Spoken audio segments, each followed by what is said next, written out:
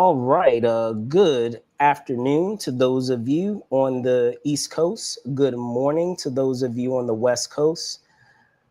Welcome to the very first episode of Tonight's the Night, the unofficial podcast for Dexter Resurrection. Excited to be here. Excited to start off this very first episode. Um, I'm your host, Brandon Troy, and if you're here with me now, Dark Passenger, you are keen, I suppose, to travel down the rabbit hole that is the world of Dexter. On today's show, we will be covering a double header as the show premiered with two episodes, the first one being A Beating Heart and the other being Camera Shy, respectively. Just to give you guys a heads up of how this is going to work. On each episode, we will have a brief recap of what transpired in the said episode that we're covering. And after we, get through that brief recap, we'll try to make it as brief as we can. But I know these shows are pretty dense. We'll do our best. But after the recap, we will introduce our said guest that is joining us for that said episode. And every single week, we will have a new guest joining us to reflect on the episode. And then outside of that, we will, do some analysis of the episodes themselves and give our thoughts on some theories. So with that being said, if you watch this episode after the fact, before I dive into the recap, just know that we will also be doing timestamps of the said episodes. So if you so choose, if you're watching it after the fact, after it's already aired, you'll be able to cut forward to a specific part of the show. So let's dive into the plot. So as I said, there were two episodes to discuss, and the series started with a brief recap of New Blood, which saw adult Harrison resurface as he tracked down Dexter, who was hiding in a small town known as Iron Lake, following the events of the original series run under a different identity. Following a series of events that pitted Dexter against the town's wealthy figurehead, Kurt Caldwell, as well as his girlfriend, Chief of Police Angela Bishop, Dex soon found himself in the crosshairs of his son, who fatally shot him, seemingly, of course, and drove off to places unknown. Enter the start of episode 1, which follows three stories, that of Dexter, of Harrison, and a mysterious woman later revealed to be Charlie. With Dexter, we find him in a coma at the Seneca Clinic, 10 weeks following the events of New Blood, as he's being stabilized after being stabilized by doctors. In his coma, Dex dreams of many recognizable faces who many folks who know Dexter will recognize, as he tried to reflect and make sense of his life up to that point. Meanwhile, Harrison, we discover, is now working in a hotel as a bellhop at the Empire Hotel. On the surface, while things seem to be going well for Harrison, beneath it all, it soon becomes apparent that he still suffers from the trauma and guilt of shooting his father. To make matters worse, in his efforts to protect a female guest at the hotel, he soon finds himself, Harrison that is, in the center of a violent scene that results in him being at the center of a murder investigation at the hotel. Back at the clinic, Dexter, keenly aware of his son's homicidal tendencies and the importance of having a familiar figure who can temper those urges, decides that he, will be a source of support for his son. And with that new purpose, wakes from his coma and begins his road to recovery. It's in this time of recovery that a few things happen. In a passing conversation with his physical therapist, he's unknowingly made aware of Harrison's whereabouts thanks to an MO of his identified in the murder investigation in New York. We also learned that Dex's ex, mentioned earlier, the chief of police, took the blame for shooting him and dropped all charges against him, and also leaves a note telling him to leave Iron Lake. Thinking that he's in a clear, Dex sets his sight on New York, but not so fast. Enter his former colleague, Bautista, who has managed to track him down and confront him about the events of the original series, as well as the mini-series mentioned a little earlier with New Blood. Cut to A mysterious woman, again, we later learn this to be Charlie, who appears to have broken into a person's home. However, as she searches around the person's home, it becomes clear that the owner of the house may have some nefarious secrets of their own, as it is implied through her search that they have trophies of their encounters with people who are likely their victims. Before leaving the home, the woman leaves money and a card for the owner of the household and calls an unknown contact, telling them that the task is done. Returning back to Dexter, the episode closes with Dexter thwarting the clutches of Bautista at the clinic as he drives to New York and arrives at Harrison's job, unbeknownst to Harrison, and decides what to do next. Similar to episode 1, episode 2 provides us with 3 story threads, once again with Dexter, Harrison, and with Charlie. Dexter's thread opens with the episode as we're introduced to the killer or should say, we're introduced to a killer of rideshare drivers. More on his moniker in a moment. Elsewhere, we find Dexter sneaking into his son's place of work as he investigates the murder scene. It is here that he becomes aware of the persistent, highly competent detectives that are hot on Harrison's trail. Of course, for the detectives, it's unbeknownst to them as of yet. After a parking mishap in front of Harrison's job, Dex soon finds himself in the middle of finds himself in the vehicle of a rideshare driver, which provides him provides new wrinkles as he befriends him. The driver confides to him the dangers of the existence of a new rideshare killer, calling himself the Dark Passenger, much to Dex's chagrin.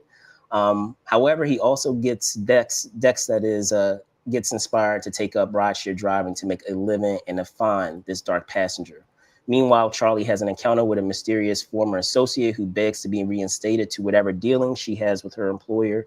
Considering his mention of payment that he has received in the past, it begs the question if he is one of these individuals who have been recruited by Charlie in the form of the house visit scene in episode 1.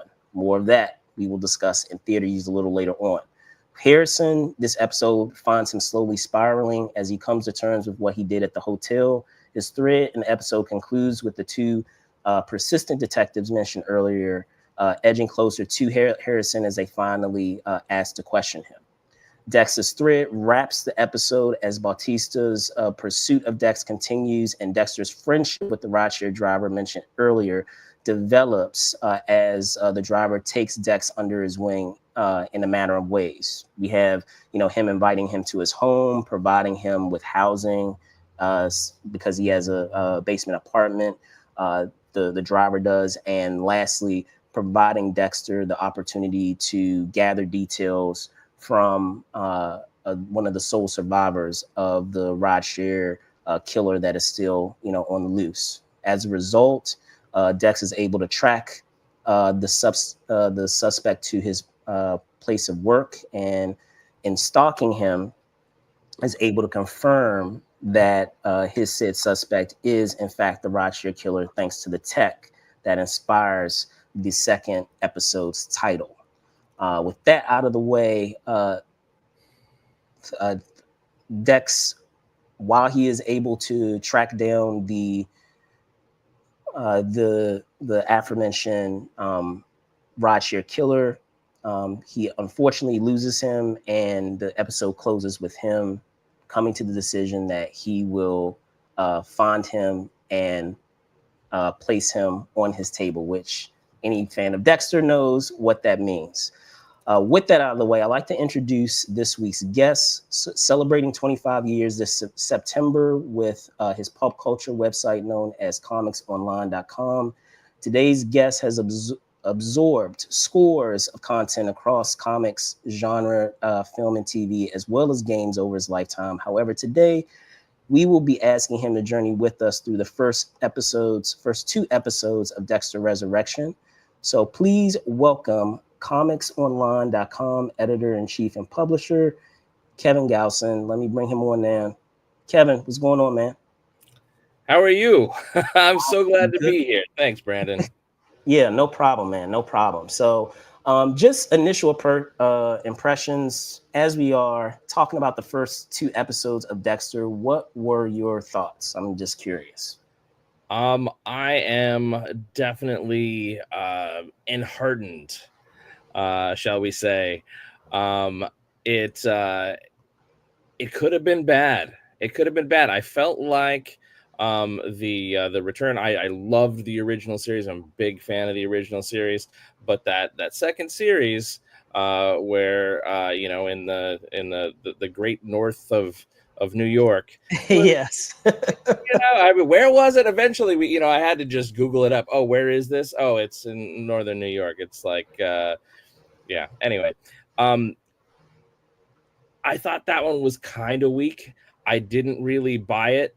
A lot of it, including that final scene. Like, who was gonna do that? Oh, just shoot me. Just shoot me, son. Really? Doesn't sound like anything he would ever say. Run away, not get his son in trouble. Okay, both of those things, sure. But oh, shoot me. Come on. Anyway, they're erasing that scene, that sin, now with this one, and so far I'm really loving it, and the fact that they've got so many great people coming on, that as well as originals, like, as you say, Batista, jumping in there.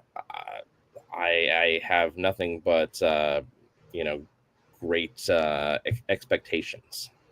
Great. Okay. Well, as I'm with you, because I know we were talking about offline. I had spoken with someone previously about the original run of the show, and I was a big fan, like you, of the original series. And I feel like many others, felt unsatisfied with how the original arc concluded. Yeah. Entering or skipping ahead to New Blood, I was uh, very enthused to be able to have a do-over, I guess, of trying to get the taste out of your mouth of how the original concluded. Yeah. And it was fine. It wasn't horrible. It wasn't bad, but I just felt like there was still much to be. There was still a lot left to be desired, and I think part of that, I could attribute to, if we're talking about a character like Dexter and how he has been able to operate in the original run of the show.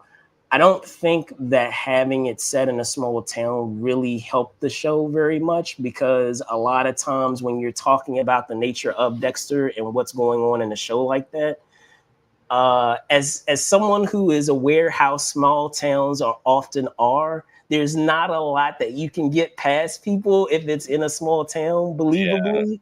Sure. So, and then on top of that too, when we're talking about a small town, if he is going on this crusade, if you will, with what he's doing with his code, if it's a small town, there really isn't a crusade there, because there's so few people that are there. So, there's that. And I mean,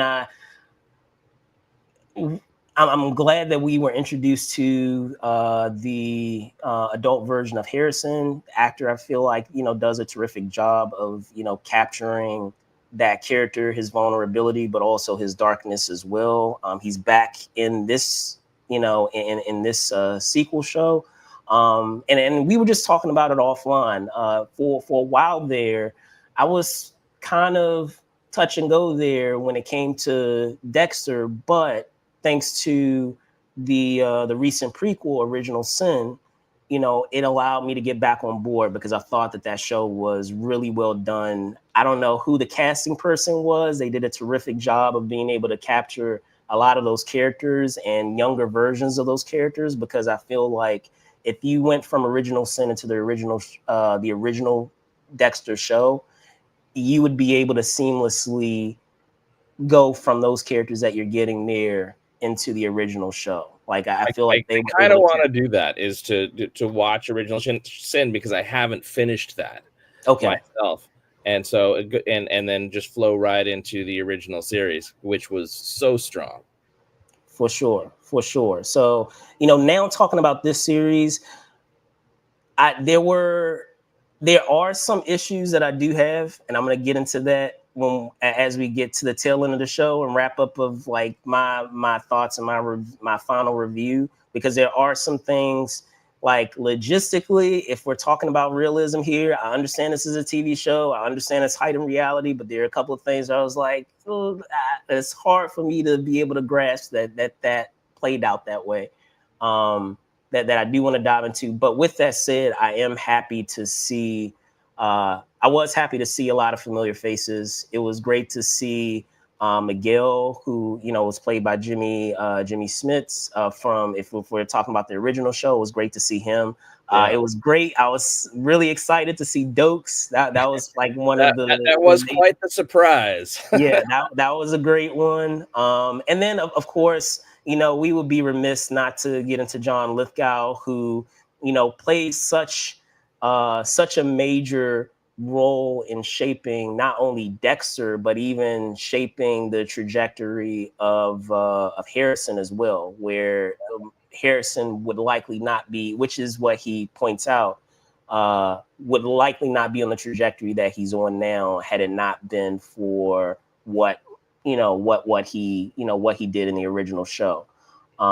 So I feel like that's a great segue getting into a lot of the themes that we had in this episode. And one of the primary ones that come to mind immediately is, in talking about that, is the importance of fatherhood and how that has been a theme, whether I've really thought of it or not, throughout the whole story of the Dexter, whether it's him, the code that he got from Harry, or how he was able to guide in that brief amount of time in New Blood Harrison. So, were there any, in thinking of that, were there any things that come to mind for you in thinking of that theme of parenthood, of fatherhood? As a parent and a child, obviously. Yes. I and as a parent of an adopted child as well. All of that those themes really hit me hard. The fathers and sons thing, the parent of an adopted child thing. That always gets me. I think that it's handled well. Obviously, most people don't have any murder in their experiences in their I life. would hope not. Yeah, one would hope, but it always gets me. That's always an easy source of pathos, if you will, for me, when they're just like, oh, here's the relationship between this parent and this child, and that will really draw me in.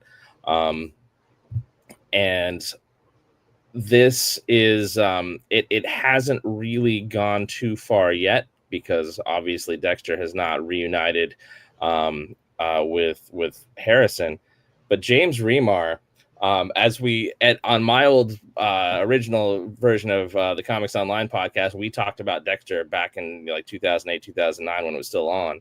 Yeah. James Remar's got the easiest job in Hollywood, Right. Somewhere in Florida, maybe.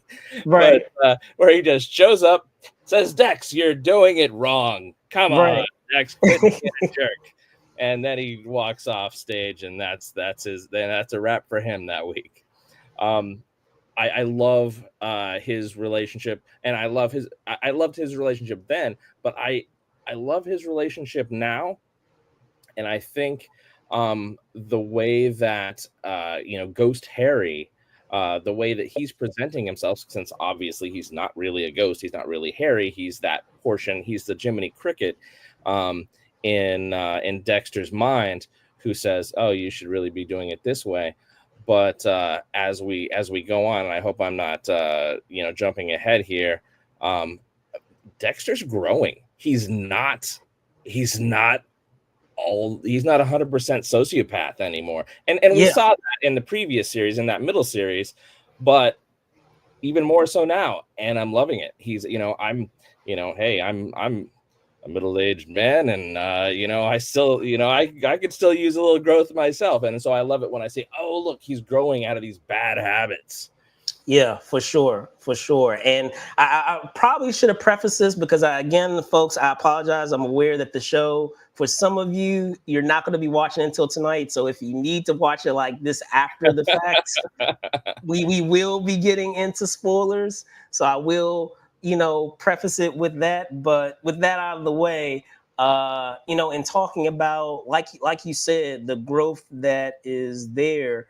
I mean, we saw it happen, progressively, over many of the shows, whether it was his opening up, his initial relationship with Rita, and being able to have, for I guess for all intensive purposes, a normal relationship. And they both brought their sense of trauma and their history of trauma with them respectively, and how they were able, over the course of time of him, having his adoptive family, of having Harrison, he little by little started to get those, we started to see those semblances of, humanity. And similarly, I feel like a good example or a representation of that happened at the end of the second episode, where, speaking of Harry, he, discusses that Harry brings to his attention, like, before it was, you were solely about, killing people, and now, you actually you actually managed to save someone. Like, what is that? What's going on Yeah. here? So that was an interesting thing. And the fact that because a lot of times I feel like when Harry, as the ghost of Harry, brings things to his attention, he kind of internalizes it, and he doesn't really like verbalize it or confront it or confirm it. And in that moment, which is really unlike that, so he's like, you know what, yeah, actually I actually did. 'Cause any other time he would have probably just would have like glanced or sighed, and then would have, continued on his way and not really, addressed it. So that we're definitely seeing those elements of, as you said, of growth with that character. So and keeping in mind with that, I wanted to, dive into kind of the mirroring that we're seeing with that it seems to be happening between Dexter and Harrison, because it feels like they are trying to, while still providing those similarities, they're also trying to provide those distinguishing elements that separate Dexter from Harrison. Where I feel like, to what you were saying of and talking about Dexter gaining a bit more humanity, I feel like the opposite is happening with Harrison, where before he had more of it, and as he slowly descends into becoming a little more like Dexter, he's losing some of it. Because I mean, even in the initial moment of, we have, and I don't know if you saw this, but they had one moment where they kind of did a play on the Dexter intro, Oh where, yeah.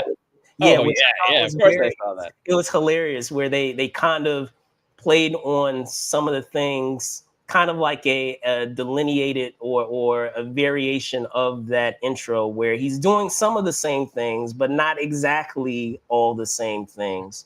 And even following the events of what transpired in that incident at his job, he, which is not something that we saw with Dexter, he actually reacted off of what he had done and threw up.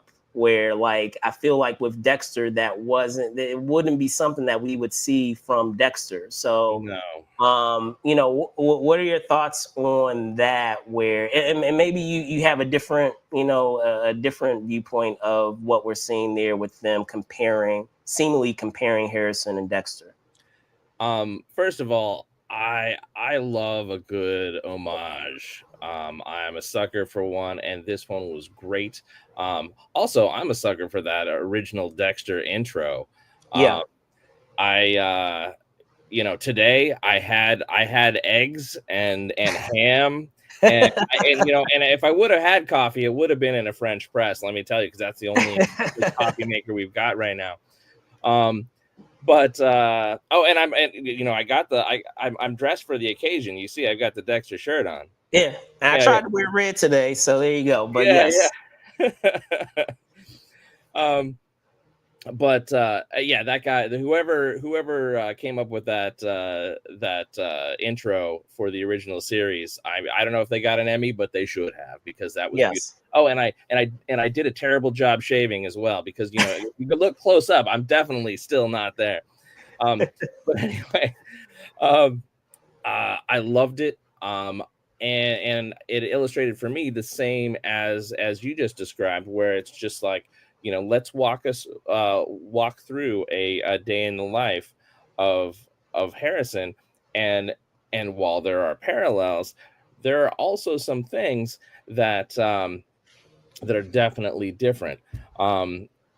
His now we don't hear his inner monologue, but we do see him interacting in a much more friendly and real and joyful way with his coworkers and his close friend. I think they've got a lot of chemistry. I'm hoping there's romance. I don't know if we've got time for that in this season, but the young woman with the kid. Yeah, it seems to be going that way. Yeah. Yeah, but I hope it's not just somebody who's going to get fridge, because I will be very, very disappointed if that's all she is. I mean, I realize this is Dexter, and that's the kind of thing you sign up for, but I'm really hoping that that doesn't happen with this character. But I think we saw a great juxtaposition with the whole going to work. Not just the opening titles, but the going to work part, where Harrison, like I say, is communicating. He's more what's the word? Legitimate. He's really interested in his people. He's going, hey, how are you? And he seems to be happy to see everyone, and they seem to be happy to see him. Whereas with Dexter, outside of LaGuerta being like, hey, Dex. Right. Season one, right. LaGuerta was creepy as hell. Yeah. I remember that. Yeah. But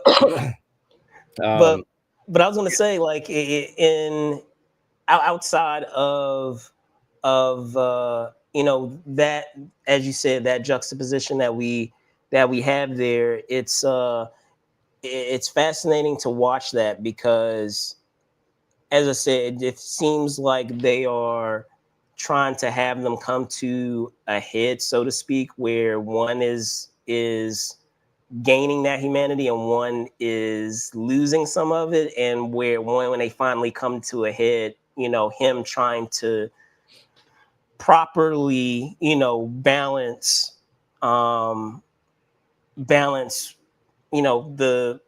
person, that he is, and all the trauma, that he carries, and potentially, and may end up being able to effectively be a better Dexter than Dexter is.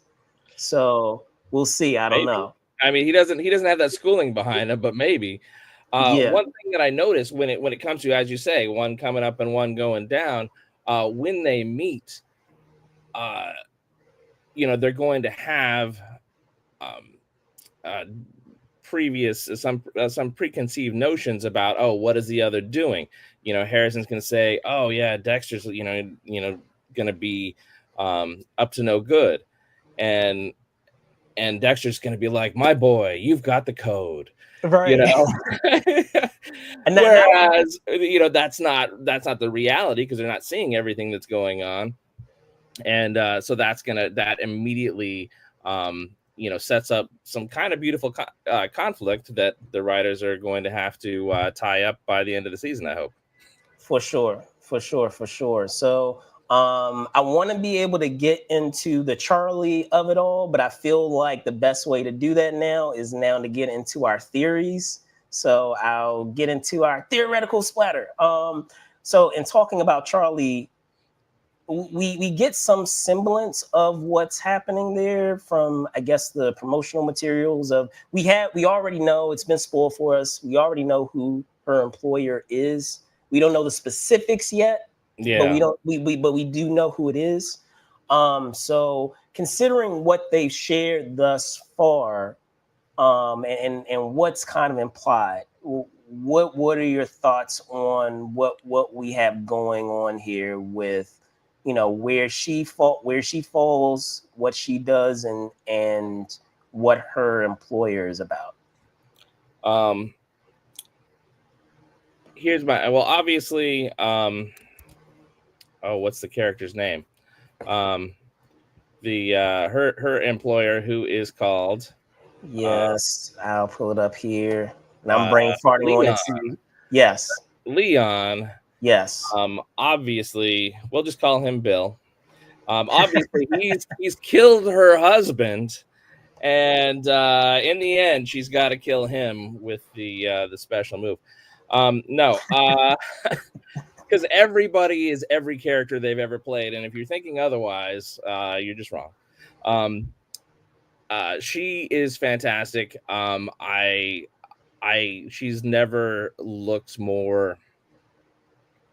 uh, more like the character than she's looking like she's really gonna be awesome as I'm talking Uma Thurman as Charlie, no yeah, last name Charlie. Um, I think uh, I think she's going to be amazing. I think from what I've read on a little bit, it looks like she's one of many serial killers in a serial killer club. Uh, yeah, right. well, that was like a story arc in the Sandman. It Yeah, doesn't seem like yeah. that. It's a little bit of a grab off of Neil Gaiman. He's too busy. He can't sue anybody right now. He's already in court. But I was going to say, and speaking of that, I will say that when presented with that setup, outside of the momentum that you got from, or say that I received in watching Original Sin, of seeing that setup of this club of serial killers, that was an interest. If we're talking about the world of Dexter, Yeah, that was an interesting concept, and I was like, wow, that's interesting that you, because originally when I heard about the announcement of all these people being cast, all these folks being cast, whether we're, we just talked about Uma Thurman, whether we're talking about what is it, David Dasmalchian, or whether we're talking about Kristen Ritter. We didn't even get into that. oh, I Uh, forgot. yeah, like she's in it too. She pops in there, and I'm brain farting his name, Eric from Modern Family. Oh, is he in there? He's in there too.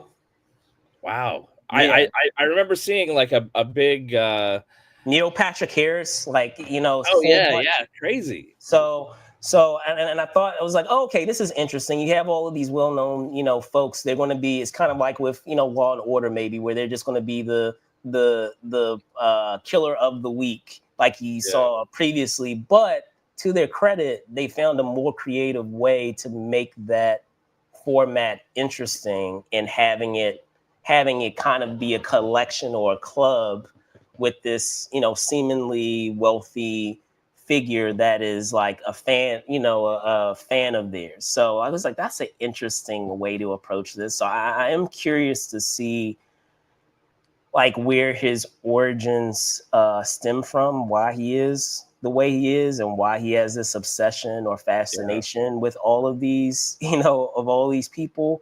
And I'm also interested to see how they all interact with each other, like Yeah. when they're all placed in a room with each other. Because I mean, we kind of got a semblance of that, as I said, in the promotional materials that they've shown thus far, but I would like to actually see it, actually realized, of having them all in one room together.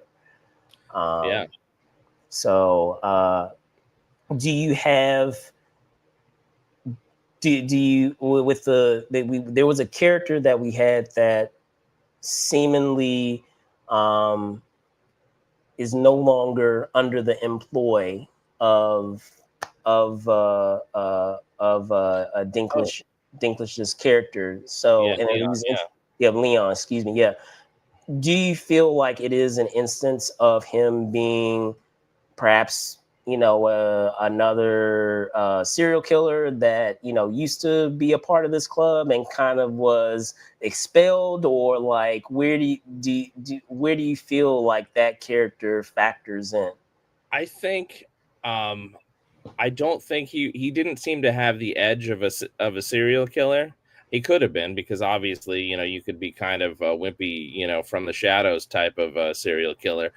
But I think that guy was simply somebody who had access to that weapon Mm, that he was delivering, mm, and or that Charlie, takes off of him, and she says, basically, I've had it, you're not giving you, what you owe, whatever right, that was, right. product or whatever. And then, she kills him, obviously, spoilers, she kills him.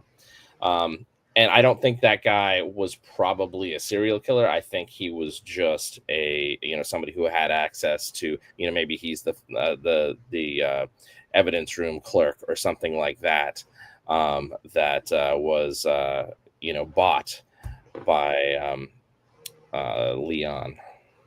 Gotcha. Well, in thinking of some things that are ahead, they did, after the second episode, give us some brief instances of things that will come into play, of how, yeah, I guess it appears that Bautista will somehow connect with Harrison at some point, and interact with Harrison, which should be interesting because he's known Harrison ever since he was born, even though Harrison has no idea who he is, so he could probably tell him more about him than he knows about himself. Yeah. But uh, it's also interesting because I'm curious to see what the end game here also is with this club. What is the purpose of bringing this club together? Are they being pitted against each other, to see who is, the top dog, so to speak? Or Right. like what is the point of gathering them all together? Because let's be honest, we don't foresee any of them making it out, or maybe if someone does make it out, we don't expect all of them to make it out of this season, because they're well-known actors, they're all doing other things, and want to be in other things, so I don't foresee their arc continuing beyond this season. um, do you have? Go ahead. You sound like you have some Yeah, thoughts. yeah, yeah. All right, I have an opinion on this one, Yes, and I go think, for it. if I'm writing it, if I have my druthers, if I'm a not really if I'm a producer and I'm saying, hey, writers room, here's what I want you to drive toward. I'm saying, let's go and bring bring down this organization, or at least the majority of it. At the end of this season, oh, Dexter and or Harrison save the day. They go and uh, what do you call oh, I just had his name. Um, the billionaire, Leon. Leon, yeah.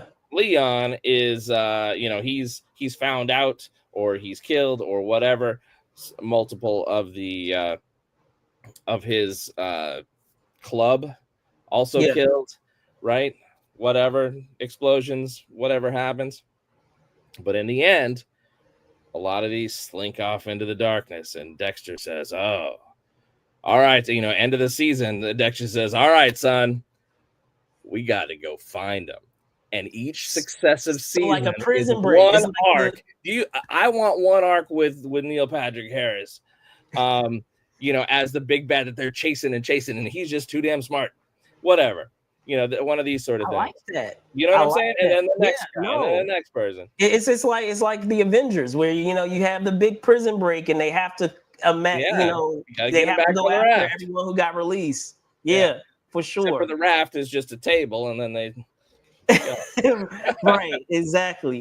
No, okay. No, I like that. I like that. Where it leaves you somewhere to go, versus it, wasting all of this talent on the show in one season and not allowing it to, because that way you can still kind of have to your point, it allows you to have your cake and eat it too, because they can do this season. You can have one person, as you said, be the big bad of that season, and Mhm. everybody else can kind of be waiting in the corner, waiting in their corner until their season comes.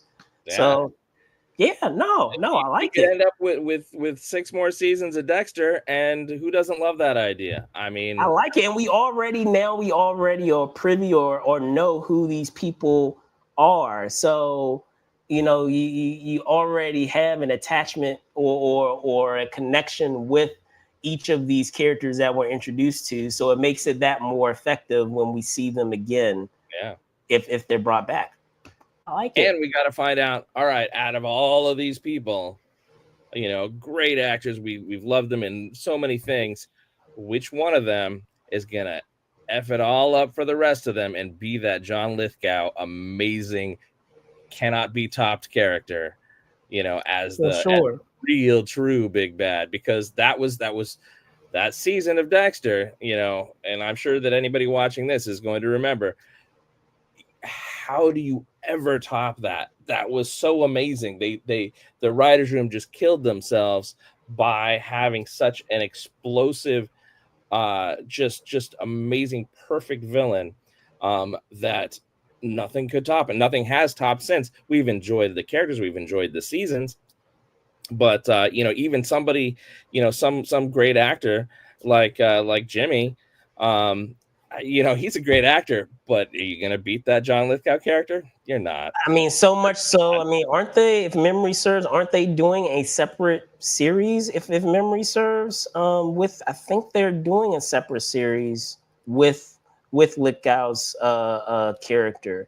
Really? Um, with Are I they? believe so. I'll look it up, but I believe with the what is it, with the Trinity Killer? Yeah, Yeah, they're planning on doing a prequel series. So you're doing something like unique when they decide, you know what? No, this isn't doing your character enough justice. We need to give you your own show. Like, we need to track, your now, character is and it going to how you be can. obviously he's dead, so is it going to be a prequel where it's a recast of From what that I character? understand, it's going to be a prequel. So, like, of how he came into his being of being the Trinity Killer. So, which should be fascinating. I mean, but as you said, even if they decide to do that, if you have someone who is a younger version of that character, that is a lot of pressure to play a younger version of John Lithgow, and to do that character justice. So no pressure if they decide to cast younger, and still have John Lithgow maybe as a Voiceover or person who's something? looking back on looking back on events or something. It's like Um, Young Sheldon, only with murder. right, right. Uh, so the one last thing that I want to get into before we get into how we would grade the episodes is, what are our thoughts on the Dark Passenger? Because I feel like it's very. I found it quite hilarious how bothered Dexter was of someone unknowingly. He unknowingly, did this, but took on, a moniker that he, established for himself. Like, what are your thoughts on that character? And do you feel like it's going to be someone who, along with everyone else, will factor as uh, a seasoned villain, or do you feel like it's going to be one and done in a couple of episodes? I definitely think he's going to be one and done in a couple of episodes. I don't think he's got There's enough enough space. Yeah. Yeah, I don't think. Well, being as though we know what we know about this murder club, I don't think he is. Oh, am I talking too loud? No, you're good. I don't think he is. Uh, Probably going to be within the bounds of what Dinklage's character, The caliber. the caliber, and like, oh, this is just some punk Small who's potatoes. Yeah. killing cabbies. Come on. Right. That's no good. That's what I expect, but maybe not. Maybe he is one of them. He's timely with his immigrants, they're terrible, BS. And one thing about that character that bothers me, not really the character, but the technology that accompanies the character, is that you don't see any light coming from his hoodie, but then a camera is gonna see if completely watch out. Exactly. No. The other technical thing, let me just get it off my chest now, is the oxygen bleach. So you're telling me that oxygen bleach, otherwise known as OxyClean, right? It's it's so much better. It'll get rid of everything. I did a deep dive on this because it made me crazy. I'm like, all right, let's see about the science of this. What I found is that's baloney. Yes, it will remove blood, the majority of it, but police, when they know what they're looking for and know where they're looking for it, they will find it. Even unless you're just soaking something, anything porous, unless you're just soaked it and left it soaking for a very long time to where every cell is destroyed, they're going to find the blood. They don't have delivery. They don't have they don't use luminol anymore. They use something better than luminol now. Yeah. And so, and even if they're like, well, I'm pretty sure there would have been blood right here. They can scrape things up and find the blood that has penetrated the porous surface that the bleach or bleach alternative has gone into, and all they need is a couple of cells, to find some DNA, and you're cooked. Yeah, and I'm glad you brought that up because that allows us to get into my issues with these episodes. As I said, it was great to be able to see, some familiar faces. Whether it was, folks from the original show, folks from, New Blood, and so on. But considering the day and age that we live in, how much of a big brother type of world that we are in these days where everything is surveilled, it was very hard for me to believe that not only that Harrison was able to manage to move an entire body out of a hotel without anyone noticing, but also to have Dexter sneak into his job and no one bat an eye. Yeah. Where I was like, and don't get me wrong, because I in the second episode they do manage to kind of help themselves a little bit by having the detectives address the fact that, you guys don't have a lot of cameras, you guys have a lot of blind spots. Yeah. I was like, okay, you're finally addressing this, because it was bothering me that Harrison didn't get caught for them seeing that he was the last one to leave the person's room that he took out. Right. And then on top of that too, that he had to get rid of this body in the kitchen, the manner in which he got rid of it. And you're telling me there are no cameras in the kitchen at all?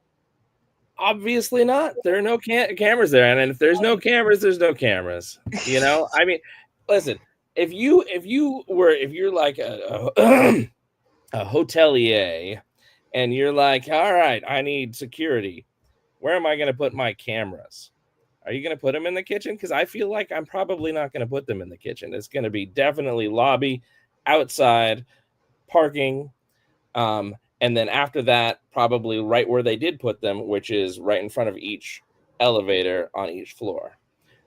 Besides that, I feel like you are kind of getting a little crazy into your guests' business. I understand. I would agree with that if we're talking about things like, bathrooms, obviously, or, things like that. But if we're talking about kitchens where you have your staff and they're preparing food for your guests, even if you don't have a ton of cameras, I would picture that you would at least have a few, because you still would have blind spots in your kitchens where people would try to escape in certain places through your kitchen. So you at least want to have them by, doorways and things like that. Or even if you don't have a bunch of them, you just have at least a general one that's maybe in one that gives a general lay of the kitchen. So that way you can, keep an eye on employees. So I I don't know. have an answer for you, and it's Okay. not something you're gonna like, because if you go, are you going to New York Comic Con this year? More than likely, If yes. you do, just don't think about what I'm about to say. This is New York City, and Okay. there are a lot of, let's just say, pests in New Oh York yeah. City. Oh yeah. And Your pet's here. yeah, well, the pests here, yeah, for sure. Um, and not putting a camera in your kitchen area is basically plausible deniability. Oh, I didn't know that there was rats. I didn't know that there was roaches, because I don't have a camera. Why would I'm not spending money on a camera there. It's not about, people chopping up bodies. It's not about, people getting busy after hours. It's not about any of that. It's about exactly, I don't want to know. I don't want to know how many rats come through here at night. And that that may very well be. I don't Even know. at the nicest hotel, that's gonna happen. Yeah, I was going to say that may very well be. I'm just thinking in the context of how everything, like, the moment people step foot out of their doors, they would be surprised how much they're surveilled going from point A to point B, stepping outside, whether Sure. it's, on the street somewhere, on the sidewalk somewhere, at a bus stop, at a subway stop. You'd be surprised how many times in a day you're surveilled, probably even more so than you're probably aware. Oh yeah. And if we're talking about it being present day, it'd be one thing if it was a period piece, and it's not a period piece. It's supposed to be, happening presently. Even if they gave me, even if they, shared in the beginning of the show, it was a sideline like, yeah, this is, a rundown, hotel, like we're down on repairs, blah blah blah blah blah. I could at least, go with it of saying, okay, well, if they've addressed this or provided this detail, then maybe that kind of explains why, they have that. Or maybe even if they had a throwaway of showing someone in the, surveillance room, maybe, and maybe they're not really watching anything, or Sure. they left, like, that would help. I don't know. But it just seems like you're telling me that he managed to leave this hotel room, move this body out of the hotel room, take apart the body in the kitchen, and take away the pieces and bring them into But I the think in the I garbage think bag. him throwing the trash out at 3 or 4 in the morning, whatever time it was, I think that was probably on multiple cameras. But Yeah, he does work there, he and so does. probably nobody cares, Yeah, yeah, until these two detectives, the detective knows it all, and her enabler, right. when they're like, hey, let's go and get a camera from the business across the street. Let's see what, when this was let out. Well, Yeah, for sure. you might have him throwing those to the curb, and hey, guy with no permanent address, what are you doing? What are you doing here?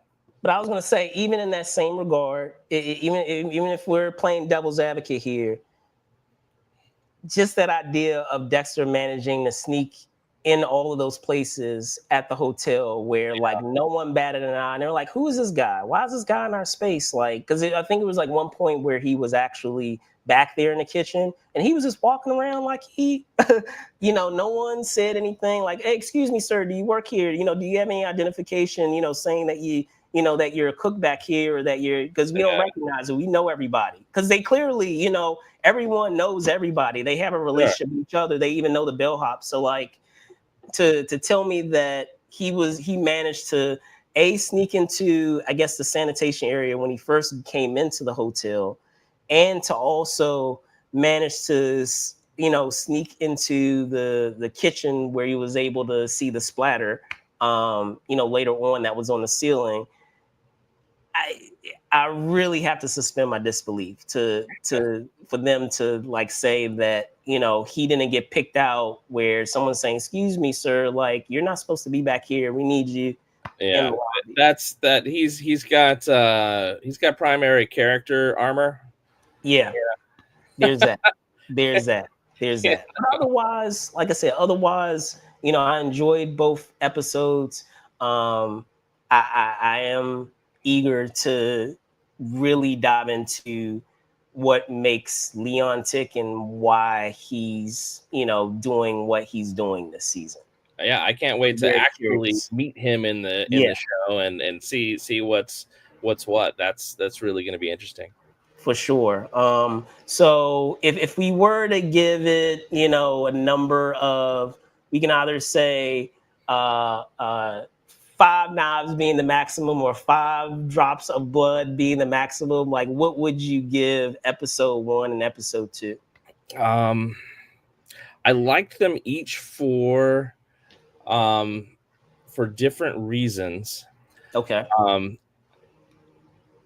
and I feel like I've got to give them give a little space.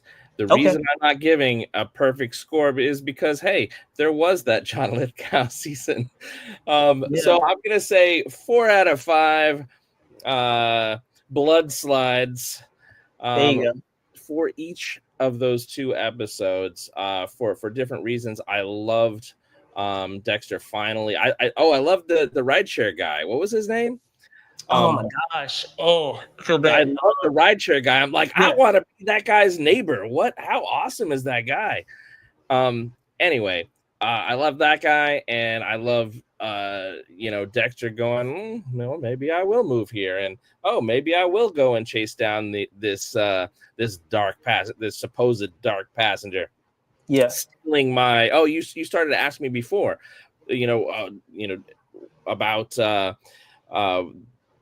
character names and that sort of thing. Like, what should he be mad about Right. them stealing his character name? Right. And I'm like, sometimes I get unnecessarily mad about people stealing my character names of things that I have never quite published. I've Right. been there. So I understand, Dexter, that Dark Passenger is yours, and I'm not going to step on it. Other people have already Yeah, taken that was a nice line of him saying the trademark. He's like, "Gosh, I should have thought about trademark." But this imposter Dark Yeah. Passenger Right. was is interesting enough, and a great first target for Yeah. Dexter to go after, and I loved that part, and I loved the little bit of subway ending.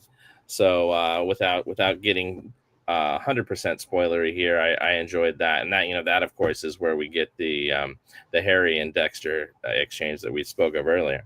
Yeah, for sure. I guess for me, realism aside of surveillance and how that factored in, I probably would give 3.5 slides for the first one and 4 for the second one, just because 4, I should say, for the for episode 2, because at least with episode 2 they were able to make up for explaining that issue that I had. It took them getting into episode 2 to Yeah. explain it, but they did. So to their credit, I'm giving episode 2 the nod more so than 1.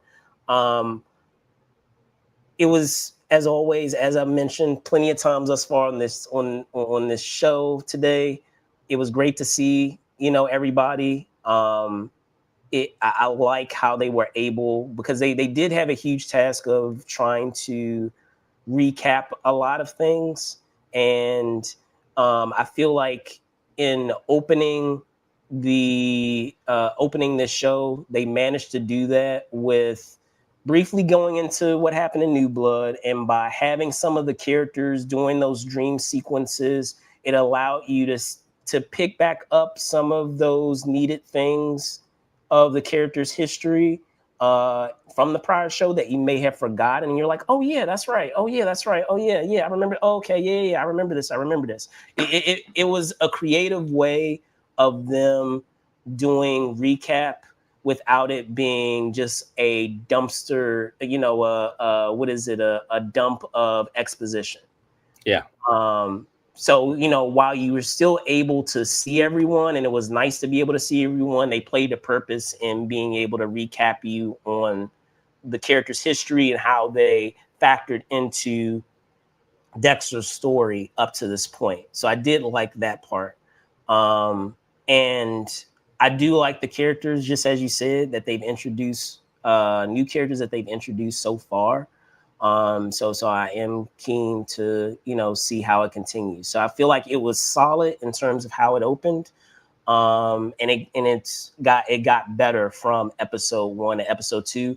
One thing that I will bring up, though, that I hope that they don't continue, and that I did notice, and it is something that is very much a early. You saw this a lot in early, like, 2000 shows, where they have like a flash forward, like these quick flash. I don't know if you recall this. They had a quick flash of all these moments of things that were going to happen in the future, and it was like a quick montage, like transition that they utilize. Like, one thing that remind me of is kind of like what happened with, and it was fine for its time. At that time, it was fine, but I was like, oh no, they're doing it. They're still doing this. It was they did something like that in like Angel or something, where like they would do a flash forward, like they would use those transitions where they would flash forward along. If you pause it, you could see that they're doing these quick flash moments of things that are happening, long into the future, maybe in that episode or later on. But it's just a tactic or tool that was used. I hope it seemed like they did have a moment of that in episode, if memory serves, episode 2. And I was like, I hope they don't make this into, a thing going forward. We're fine just having it the way it is, of just having it cold open.